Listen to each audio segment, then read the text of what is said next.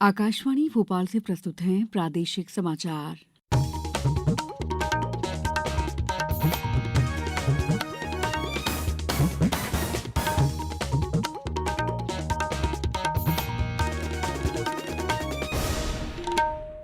नमस्कार, समाचारों के साथ मैं दीपा सिंह।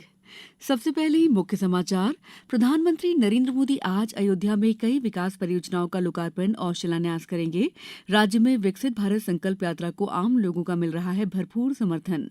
प्रदेश में 7 जिलों में कमजोर बच्चों को स्वस्थ बनाने और शिशु मृत्यु दर को कम करने के लिए शुरू हुआ विशेष अभियान।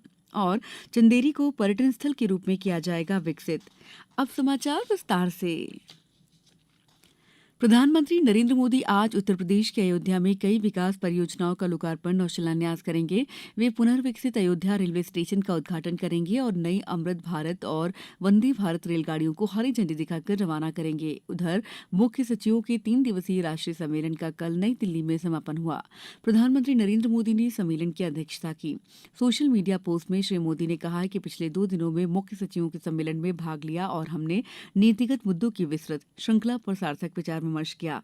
सभी लोगों के लिए बेहतर शासन के साथ साथ अच्छी सेवा सुनिश्चित करने के साधनों पर भी चर्चा की। प्रधानमंत्री नरेंद्र मोदी ने कहा है कि युवाओं को रोजगार प्रदान करना उनकी सरकार की सर्वोच्च प्राथमिकता है। एक न्यूज मैगजीन को साक्षात्कार में उन्होंने कहा कि ये सर्वविदित है कि बुनियादी ढांचे में निवेश का रोजगार पर गुणक प्रभाव पड़ता है। इसीलिए सरकार ने पूंजी निवेश परिव्यय में निरंतर वृद्धि की है। श्री मोदी ने कहा कि बुनियादी ढांचा निर्माण में अभूतपूर्व गति से वृद्धि हुई है और सभी क्षेत्र अब पिछले 10 सालों की तुलना में अधिक तेजी से आगे बढ़ रहे हैं। प्रधानमंत्री ने कहा कि अनेक वैश्विक समस्याओं और संकटों के बावजूद भारत ने मुद्रास्फीति नियंत्रण रखने में उल्लेखनीय लचीलापन दिखाया है। प्रदेश में विकसित भारत संकल्प यात्रा को आम लोगों का भरपूर समर्थन मिल रहा है और लोग मोदी की गारंटी वाली गाड़ी के पास पहुंचकर योजनाओं की जानकारी प्राप्त कर रहे हैं। विकसित भारत संकल्प यात्रा अभी तक इंदौर जिले की 108 ग्राम पंचायतों और 19 वार्डों तक पहुंच रही है। लगभग 1,91,000 लोग इस यात्रा में शामिल हो चुके हैं। स्वास्थ्य शिविर के माध्यम से 23,500 लोगों का स्वास्थ्य परीक्षण किया जा चुका है। यात्रा के दौरान लगभग 4,000 हितग्राहियों के आयुष्मान कार्ड बनाए जा चुके हैं। विकसित भारत संकल्प यात्रा के दौरान आयोजित किए जा रहे सांस्कृतिक कार्यक्रमों के माध्यम से 4,700 महिलाएं और 2,300 छात्र छात्राओं को पुरस्कृत भी किया गया है। ग्वालियर नगर निगम आयुक्त हर्ष सिंह ने बताया है कि शिविरों में अब तक 43,668 नागरिकों ने सहभागिता की है। इसके साथ ही मेरी कहानी मेरी जुबानी 87 हितग्राहियों के माध्यम से सुनाई गई है।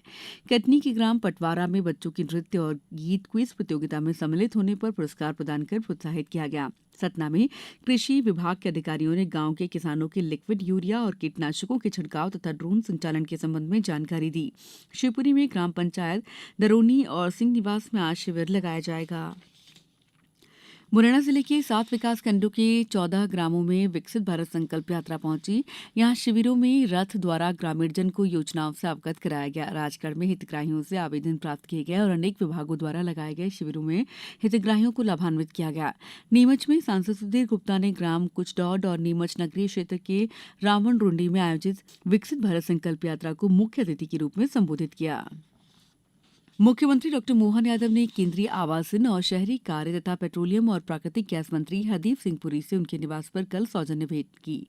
मुख्यमंत्री ने बताया कि प्रधानमंत्री आवास योजना जैसी आवासन और शहरी कार्य योजनाओं में प्रदेश उत्कृष्ट प्रदर्शन कर रहा है। केंद्रीय मंत्री श्री पुरी ने अपने मंत्रालय से संबंधित सभी प्रकरणों में राज्य सरकार को हर संभव सहायता देने का आश्वासन दिया।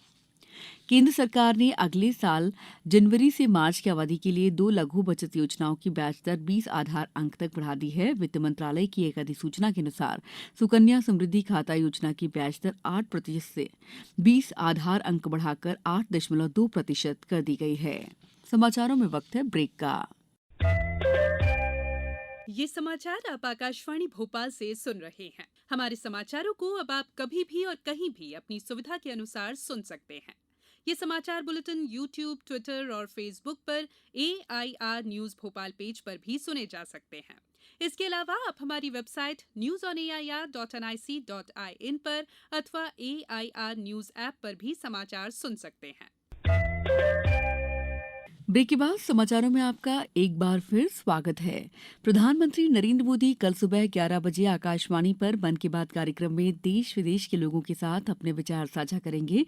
ये मासिक रेडियो कार्यक्रम की 108वीं कड़ी होगी। ये कार्यक्रम आकाशवाणी और दूरदर्शन के समूचे नेटवर्क पर प्रसारित किया जाएगा। ये आकाशवाणी वेबसाइट और news on AIR mobile app पर भी उपलब्ध होगा। प्रदेश में 7 जिलों में कमजोर बच्चों को स्वस्थ बनाने और शिशु मृत्यु दर को कम करने के लिए राष्ट्रीय स्वास्थ्य मिशन द्वारा व्हील्स ग्लोबल फाउंडेशन संस्था के साथ पायलट प्रोजेक्ट के तौर पर एक अभियान शुरू किया जा रहा है। इस परियोजना में श्योपुर, विदिशा, बड़वानी, रतलाम, डिंडौरी, सिंगरौली, छतरपुर जिले शामिल हैं। श्योपुर जिले में यह अभियान स्वास्थ्य और महिला बाल विकास के समन्वय के साथ चलाया जाएगा। अभियान के तहत जिले में 250 वॉलंटियर तैयार किए जाने का लक्ष्य है, जो बच्चों को गोद लेंगे, साथ ही साथ बच्चों की देखभाल का भी ध्यान रखेंगे। आईआईटी मुंबई की मदद से स्टाफ को प्रशिक्षित किया जाएगा। प्रशिक्षण का मूल उद्देश्य गर्भवती और गर्भधात्री माताओं के पोषण में सुधार, शिशु एवं बाल आहार पूर्ति व्यवहारों पर स्वास्थ्य सेवा प्रदाता का कौशल उन्नयन किया जाना है। अशोकनगर जिले के चंदेरी को पर्यटन स्थल के रूप में विकसित किया जाएगा। कलेक्टर ने जिला पर्यटन संवर्धन परिषद की बैठक में कहा है कि पर्यटकों को आकर्षित करने के लिए सभी आवश्यक व्यवस्थाएं कराई जाएंगी। किला कोठी सहित सभी होटलों में प्रशिक्षित टूरिस्ट गाइड्स की सूची उपलब्ध रहेगी। उन्होंने कहा है कि चंदेरी सहित बूढ़ी चंदेरी के पूरा संपदा को सहेजने के लिए सभी आवश्यक प्रयास किए जाएंगे। मां जागेश्वरी लोक को विकसित किया जाएगा। उन्होंने चंदेरी साड़ियों की ब्रांडिंग के संबंध में विस्तार से चर्चा की। आईपीएस अधिकारी नीना सिंह ने केंद्रीय औद्योगिक सुरक्षा बल सीआईएसएफ के महानिदेशक का पदभार ग्रहण किया। राजस्थान कैडर की 1989 बैच के आईपीएस अधिकारी सुश्री नीना इस पद का कार्यभार संभालने वाली पहली महिला हैं। केंद्रीय पर्यावरण मंत्री भूपेंद्र यादव ने अखिल भारतीय राष्ट्रीय पारगमन प्रणाली का शुभारंभ किया। इसका उद्देश्य देश भर में इमारती लकड़ी, बांस और अन्य वन उत्पाद की बेरोक-टोक आवाजाही सुनिश्चित करना है। नई दिल्ली में इसका उद्घाटन करते हुए उन्होंने कहा कि एनटीपीएस की परिकल्पना एक राष्ट्र एक मार्ग व्यवस्था के रूप में की गई है और इससे व्यापार में सुगमता होगी।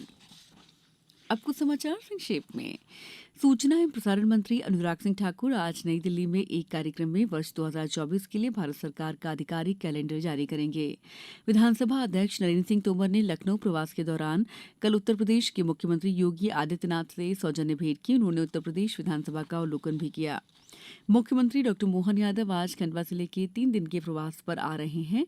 मुख्यमंत्री तीर्थ नगरी ओमकारेश्वर सिंगाजी पहुंचकर जहां पूजा अर्चना करेंगे, पर्यटक स्थल हनुवंतिया और सरानी में रात्रि विश्राम भी करेंगे और स्थानीय कार्यक्रमों में भाग लेंगे।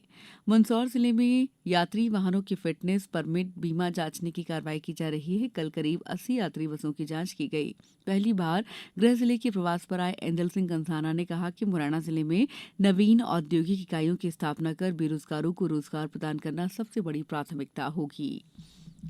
छतरपुर में कलेक्टर ने दहाड़ी के शासकीय हायर सेकेंडरी स्कूल में स्थापित की गई खगोल विज्ञान प्रयोगशाला एस्ट्रोनॉमी लैब का शुभारंभ किया। पन्ना में 19 बसों की इमरजेंसी गेट विधिवत नहीं पाए गए, जिन पर कार्रवाई करते हुए 19,000 रुपए का जुर्माना लगाया गया। बैतूल में 3 साल पहले एक नाबालिग बालिका पर अश्लील कमेंट करने वाले आरोपियों को 1-1 साल का सश्रम कारावास और जुर्माने से दंडित किया गया है।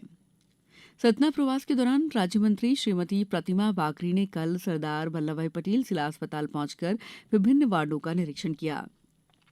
धार जिले में हर दिन हर किसी के लिए आयुर्वेद की थीम पर आधारित आशा कार्यकर्ताओं के प्रशिक्षण में health and wellness centre Didla, Sirsi और खोड़खेड़ा की आशा कार्यकर्ताओं का प्रशिक्षण संपन्न हुआ।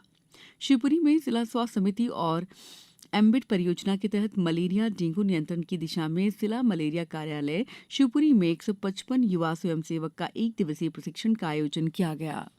इस बुलेटिन में इतना ही। दीजिए इजाजत। नमस्कार।